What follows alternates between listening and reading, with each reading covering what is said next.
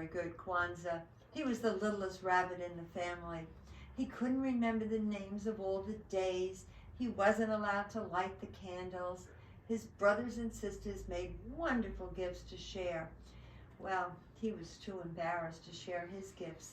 He hated being the youngest. Oh, everybody always said, "You're too little to help." The only part of Kwanzaa he liked was, well, it was the feast. And this year he wasn't even going to go to that because Grandma Rabbit was sick. Oh no, she was having dandelion tea and Mama Rabbit was too busy taking care of her, no time to cook.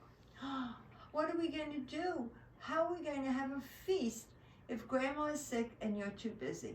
Shame on you, little rabbit, his mama said. Grandma is sick and all you think about is a feast and eating. Go outside. Oh no. So he hopped outside and he sat and he thought about all the things that Grandma had said about Kwanzaa. It's a time we should help each other. That's it, he said. I'm going to bring Grandma a special treat. All right. So a little while later, he hopped down the road. Why are you going so fast? The Oriole, beautiful bird, said. I'm going to look for a tasty treat for Granny. So the Mama Oriole, well, she didn't know what Kwanzaa was, but she knew Granny Rabbit, and she knew that if she had a worm, she might really like that. How about I give you something? A little while later, he stopped by the side of the path, and underneath the logs, he saw a groundhog. I'm looking for something for my Granny. And the groundhog, well, he didn't know what to do. So he saw it and he saw it and he said, I'm going to get something that I think is going to help her. Little rabbit hopped down on the pond and he saw the frogs. Frogs, frogs, I'm looking for something for Granny. The frogs didn't know what to do, but they knew Granny Rabbit, and she would like beautiful pictures, and she did write beautiful poems. I wish there's something we could do for her. They hopped and he looked for berries, and he met up with a wonderful field mouse, and she said, maybe, poor Granny, what can I do? I wish I could find something to help. Oh, a little while later, he met up with the squirrel. Squirrel, squirrel, my Granny is sick. I'm looking for something for her. And the squirrel thought and thought, and he went on his way. Well, little rabbit had spent the whole day trying to find something for Granny Rabbit. I guess I'm too little to do anything. And the sun began to set, and he slowly went home. Oh no, everybody that he had seen during the day was at Granny's. She was sitting in a big chair and everybody was bringing her something. Mama Oriole and her babies were bringing berries, and the groundhog had little toys, and the field mouse had gotten all sorts of great things for her. Everyone had a little treat or a big treat for Granny, and as it turned out, for little rabbit too. He went from spot to spot. Oh, and after that, Papa Rabbit told funny stories, and everybody got up and danced, even Granny Rabbit. Oh, and she taught everyone a new word.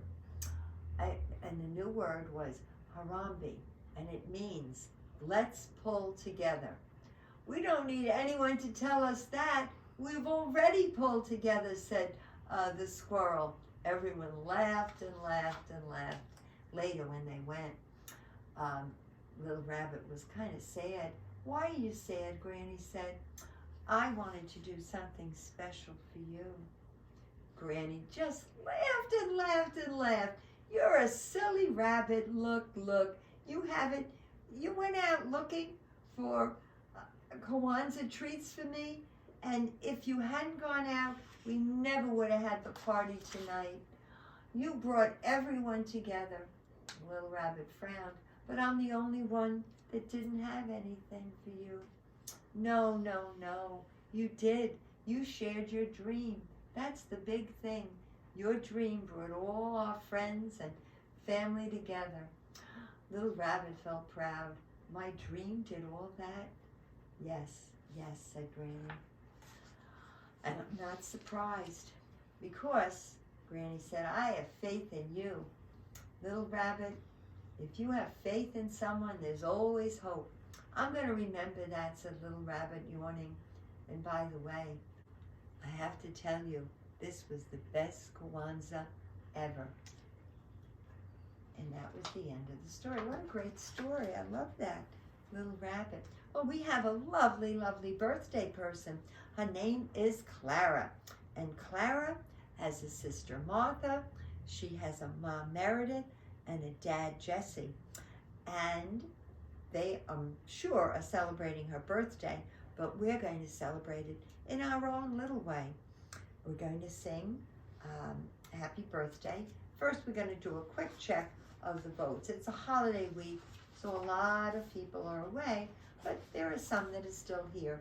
Riley, of course, and Molly, and Alice, and baby Teddy, and let's see, Ben and Bee, and Bevy, and Henry, sure, and Evie. Evie's a good friend of Clara's. Did I say Jolene? Jolene, of course, Jolene, and that's a chocolate vote. For our vanilla, we have, let's see, Gray, Audrey, and Lila, and Lucy and Lulu. I think that might be it. And if that's the case, oh, Nora and Carson, they just voted for vanilla. I think it's 7 for vanilla and 9 for chocolate. So my Clara girl, chocolate is for you. All right, let's sing. Happy birthday to you. Happy birthday to you. Happy birthday, dear Clara. Happy birthday to you. Very nice. Okay. Thank you, Aaron Purr. Thank you. Thank you, Oberon. Thank you, Cameraman Dan. And yes, everyone, a happy Kwanzaa. And I hope you have as good a feast as Little Rabbit did. All right. Remember, I love you all very, very much.